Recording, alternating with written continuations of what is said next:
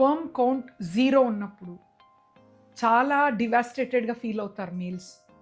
But 0 sperm count అంటే 0 hopes కాదు.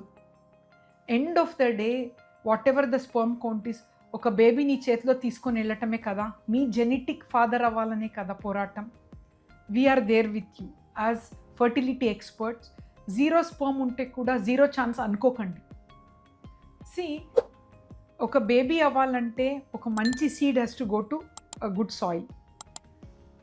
Baby ఫార్మేషన్లో 50% మేల్స్ జీన్స్ ఇంపార్టెంట్. సైన్స్ ఎంతో వరకు చాలా డెవలప్మెంట్ మనం చూస్తున్నాం. 0 కౌంట్ ఉన్నప్పుడు ఇట్స్ నాట్ ఓన్లీ యూ అండి. జనరల్గా చూస్తే 1% of males have this problem. So 0 count, నాకు అసలే పిల్లలు పుట్టరు అని చాలామంది మేల్స్ బయటకు రారు and they feel very withdrawn.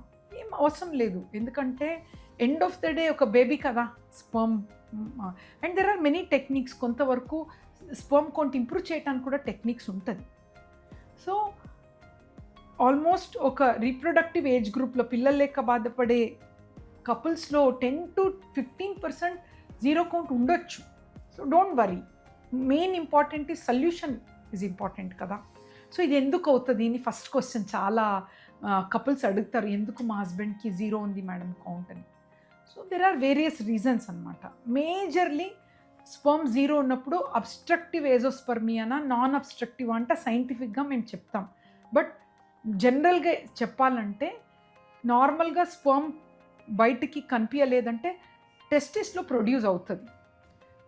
Production బాగానే ఉంది, టెస్టిస్లో స్పర్మ్స్ ఉంది అనుకోండి, we call it as obstructive azoospermia. ఎందుకంటే దారిలో ఎక్కడో అడ్డం ఉంది, బట్ స్పర్మ్ ప్రొడక్షన్ అయితే ఉంది టెస్టిస్లో. సో వీళ్ళకి చిన్న ప్రాసెస్లో స్పర్మ్ బయటకు వచ్చే ఛాన్సెస్ ఎక్కువ ఉంటుంది. ఇంకా కొందరికి నాన్ అబ్స్ట్రక్టివ్ ఏజోస్పర్మియా అంటే టెస్టిస్లోనే స్పర్మ్ ప్రొడక్షన్ లేదు అన్నట్టు. So end of the day దీన్ని ఎలా తెలుసుకుంటాం, ఫైండ్ అవుట్ చేయాలి కదా. ఎలా? సింపుల్ టెస్ట్ ఉంటాయి, బ్లడ్ టెస్ట్ అన్నమాట. సో ఏం చేస్తాం, blood test male hormone studies చేస్తాం.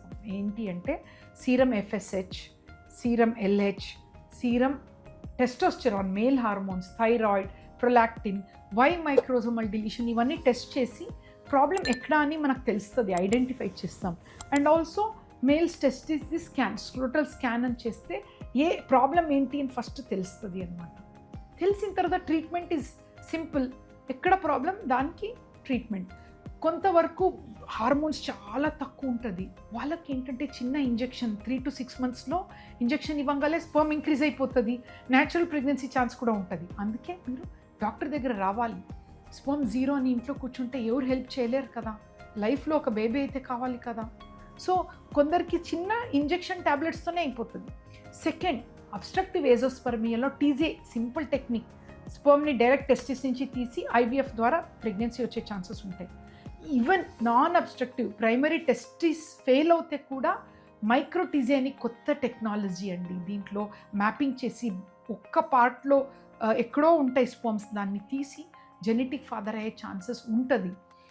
అంటే పర్సంటేజ్ వరకు చెప్తే ట్రై చేస్తే ఎంతోమంది పిల్లలు లేక బాధపడే వాళ్ళు 0 స్పర్మ్తో కూడా బేబీతో వెళ్ళారు.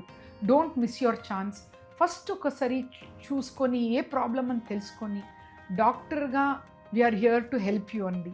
సో లెట్స్ హోప్ మీ జెనెటిక్ మెటీరియల్ మీరే ఒక జెనెటిక్ ఫాదర్గా వెళ్ళాలి అనేదే we are there in this journey of your battle. Thank you.